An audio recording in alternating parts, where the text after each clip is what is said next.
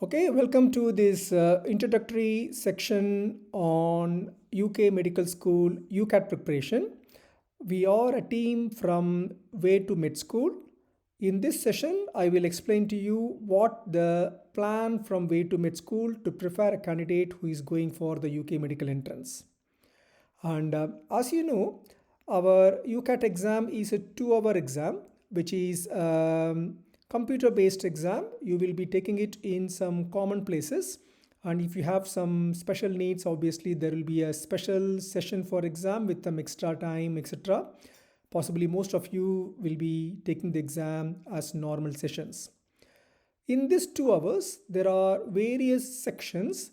You will be completing one section after another, and you will be able to get back to the questions which you have not answered or which you have already flagged on. In this introductory session, I'm just going to give you a preamble of how to prepare for the exam, what the Way to Med School can provide you in this training, and how you can utilize this to the maximum extent. We will divide the whole training program into 4 stages. The first stage is just learning the concepts. Most of the concepts, especially the mathematical one, you may have come across in your normal school itself.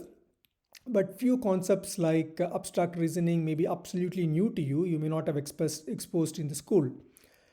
So the first stage of learning the concepts itself for some may take up to 3 to 4 weeks. But for you, I think since you're having the exam in July, you will be able to do it maybe in 2 hours, 2 weeks time with at least 2 hours every week. This learning the concept, you need to do lots of hard work because you need to know the raw material, raw data, and raw facts on how to answer the questions. And you need to understand how these questions works.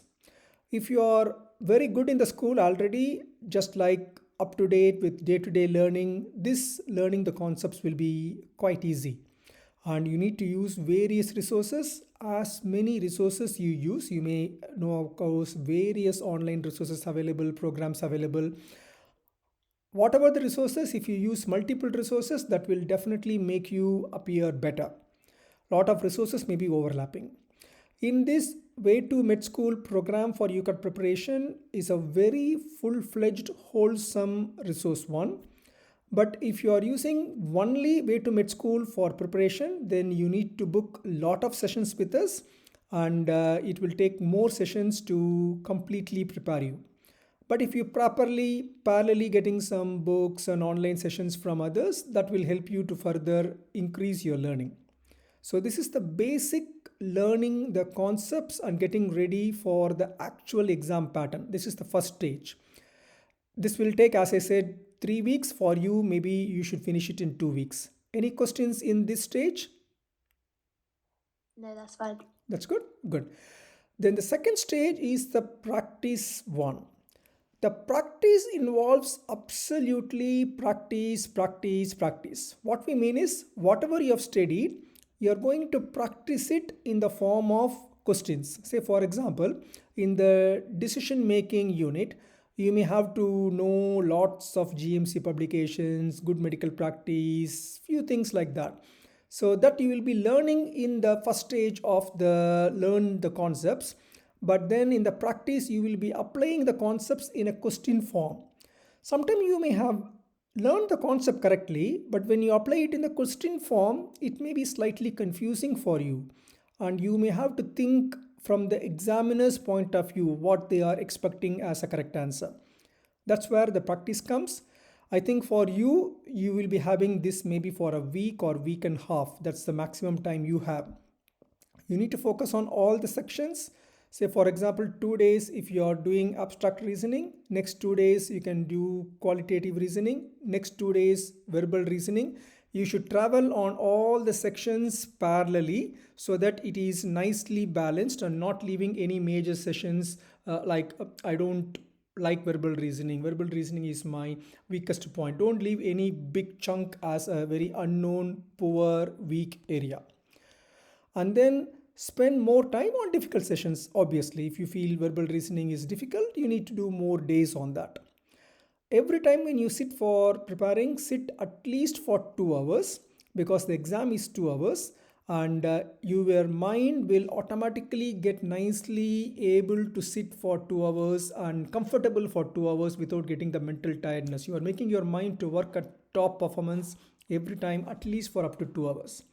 And then after 2.5 hours, take enough rest. The rest is important for your mind to assimilate what you have read.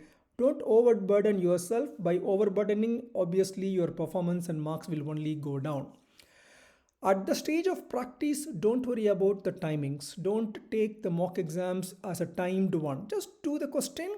If you don't know, refer it, spend more time, practice, practice, practice. You should reach the level of 75% or even 85% of able to answer all the questions at this stage. And go to bed, sleep, and get up at the same time. Maintain the same circadian rhythm.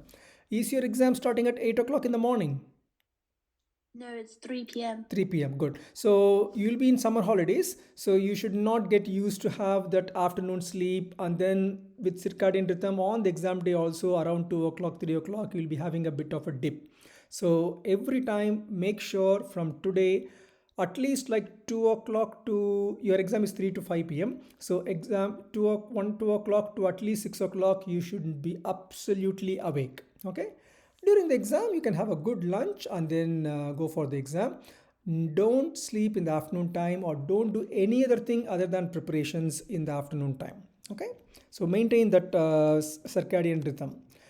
And then the last 1 week, normally it's 2 weeks for you, the last 1 week it will be full of only mock test. If you see the UCAT website, it has got 4 mock tests. They are very precious. Use the first mock test like 10 days before the exam, so you know where you are. If things are going well, that's fine. And then after 5 days time, do one more mock test. Just 3 to 5 days before the exam, do the last 2 mock tests, so that your brain is absolutely prepared with all the techniques of flagging, skipping, keyboard shortcuts, and this screen related training, whatever you need. And if you have access to other preparation modules, please use them. We are quite happy to help you in that. But our way to med school is quite good. We will try to train you in all the subsets of testings. When you're taking the timed mock test, make sure that you're nice and you are preparing well. If the timed mock tests are not working well, too bad, then you may have to go back to stage 2 and use non-timed preparation, make yourself comfortable, and then come back to the timed mock test. We are quite happy to conduct timed mock test as much as you want. It depends upon how much you need. And we should do more mock tests near the exam, like at least one every day. And for you being the exam at 3 o'clock to 5 p.m., it's nice to have the exams exactly at the same date, same time, so that your mind will become very used to writing the exam in those time. And then the last 1 week is only concentrating on the difficult part. Say for example, if you're quite happy with verbal reasoning, you can just skip it for the last 1 week and focus only on the difficult thing, focused training, memorizing formulas. You may have taken lots of notes during this whole period, and so by memorizing the formulas, you can get a very, very nice idea. And don't worry about the scores at any time. Your only aim is every question you should get the best possible answer. Do not think about the outcome like scores, what's happening, etc. The mock test scores will only tell you how good you are in certain areas and what areas you need to concentrate and what areas are your weakness. And as I said, use the circadian rhythm, good food, hydration, and prepare yourself for a good future doctor. This is a very, very high pressure exam, but it's not an exam where you need to get 100 out of 100. You just get whatever the best you can, and the best that you get, you will get a better school and you will be in a better medical school. I'm pretty sure by taking the course, you will be getting into a medical school. But our aim is to train you to get into the best possible school, so that you will enjoy the course and you will get the best out of the course. Total time needed for preparation is very individual, but for you, you have a very fixed less than a month time, so you should spend it absolutely preciously. Okay. You need to do the hard work, but we'll be here to support and do the mentoring almost every day. We are quite happy to do sessions every day, literally every day. I will take you through some sessions because you may already know the sections through which the test is going to happen. If I take you through some sections, you will get some idea about, okay, this is what the way to MedSchool is going to cover.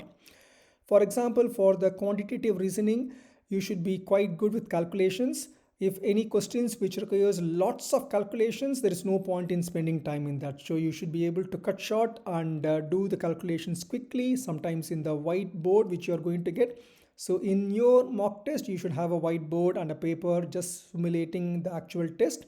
But sometimes you may have to use the calculator which is available in the online. And if you are able to do some test without calculations, that will save you more time. Okay. Sometime you may be able to eliminate 2 or 3 answers because obviously they are wrong. So eliminate the answers which are wrong, and just looking at the numbers sometime will give you an idea.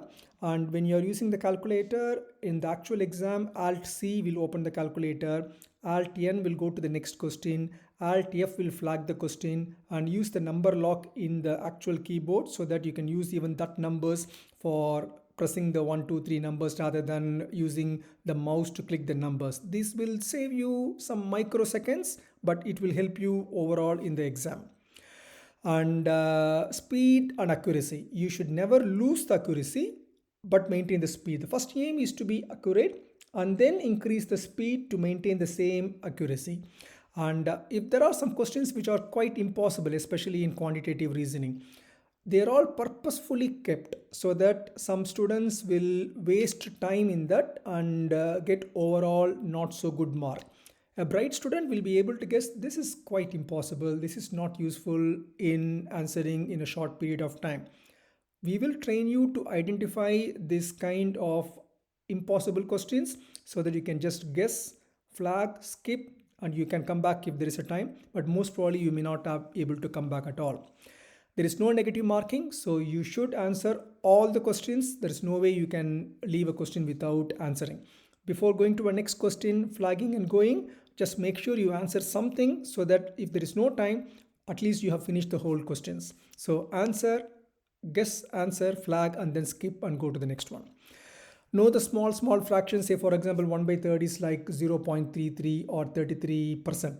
So these kind of small things, 1 by 6 is 0.167. Know these small things in your mind and you don't have to waste your time in using the calculator.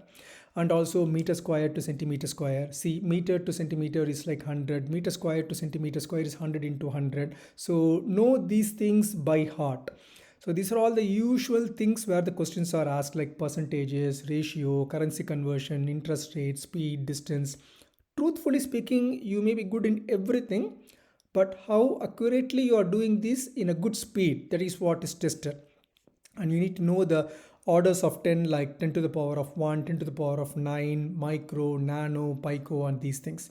Once you are enrolling, we will give you this as a PDF, so you will be able to go through the material whatever we are also having and know about this mean, median, mode. Again, these things are very preliminary stuff. You may have come across them already. What is the absolute percentage, what is the relative percentage, and about the shapes, perimeters, areas, about different circle, triangle, etc. These are all very basic, but the thing is how speed you are doing it is the most important thing. Okay. And if you go for, say for example, decision making, there are only 6 patterns of questions and the 6th question comes in the same order. I'm not sure whether you have observed it. There will be 6 types of questions and the same 6 types of questions will come again and again and again. So if you are able to do them, you can even guess what type of question you are going to have next. Okay. So just for your example, I will take you through this one of the question in decision making. Say for example, not all aviation students who graduated from aviation school study engineering except for those who took a course in aviation technology. This is the sentence. Okay. So divide the sentence into 2 parts. Not all aviation students who graduated from aviation school study engineering. Okay. So it means there is an aviation school. There are aviation students. Not everybody is studying engineering. It is a fact. Okay, aviation students, aviation school, not everybody is studying engineering. Okay, the second part is except for those who took a course in aviation technology. So there is a course known as aviation technology for the students who took aviation technology. They will be studying engineering. So what you can understand, aviation students are studying in aviation school, but those who took aviation technology alone is studying engineering. So now you got the idea. The answer is, they have given some 5 bullet points. We need to say which is correct, which means yes, which is wrong, which means no. Some aviation students did not graduate from aviation school. Now, this sentence is absolutely wrong, because in the sentence, primary sentence is clearly given aviation students or graduated from aviation school. So there is no way you can say some aviation students are not graduated from aviation school. You understand? So by learning in detail the splitting, you can easily say this is no. So this is definitely no. All aviation graduates from aviation school took a course in aviation technology. Again, it's a false. It's clearly given those who are graduated from aviation school and took aviation technology only have gone through that engineering. So that is also no. So like this, by learning you can easily find out which is yes, which is no. I don't want to go through everything because this will be dealt quite detail in the exam with your participation, not I am just telling the answer. I will make sure you are participating in every answer, so that if there is any lacunae on where you are lacking, we can easily help you and train you. Again, verbal reasoning, you may have already come across. There will be paragraphs with questions. There are 3 types of paragraphs available: small, medium and large. Small paragraph, you should read well, answer well, you should score very good marks. There is no compromise. Large paragraph, you don't have to even read the paragraph, just flag some answer, guess and come back later. Don't waste your time in the large one. Medium one, just skim through, read through. If the paragraph is quite interesting, if it's something which is similar to the one which we teach, or you come across some learning platform, you can easily skim through or study the question first, so that you know which areas to concentrate, and then study the paragraph so that the answers will pop out for you and you can just answer it in the verbal reasoning. Abstract reasoning again is the same. For some it may be quite a difficult one because it's very difficult to comprehend what they're asking for. But believe me, one in that first phase, what I said, you're not testing yourself. There is no time limit. In the first phase of the study, for you it's like 2 weeks. In the abstract reasoning, all you are going to do is see that, learn it. Don't get pressurized that, oh, I don't know this, why I am not knowing this, because you haven't learned it yet. Abstract reasoning may be quite new. So learn it. Okay, this is the type of pattern, this is the answer. So learn the answer, just like booking a textbook.